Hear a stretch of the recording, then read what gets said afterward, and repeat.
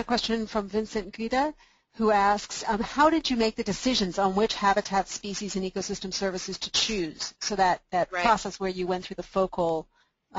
Right, that's a great question. So we started that internally.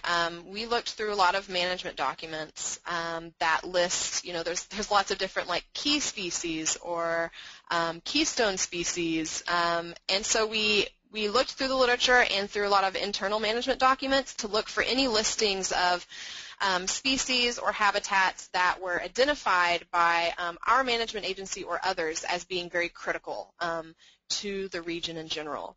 And so we started out with kind of this giant master list. It was a huge Excel sheet that I put together that had a whole list of, I'll just go with species as an example, a whole list of species and why we included it, which document we found that species listed in. And so at that first workshop in February, where we brought a bunch of folks together, we actually did a survey ahead of time to get their input as well.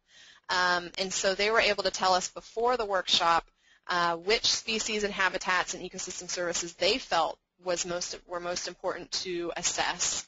And so we kind of presented a prioritized list based on those results to the workshop group themselves, and that whole day was spent just them deciding which resources were most important for us to consider. And so, a lot of things are taken into account. Is it a protected species? Is it a species that's very important commercially or recreationally to the area, for example? And so there were a lot of different reasons why folks might have asked us to consider a particular species, but we basically took all that input from workshop participants and assessed as many of those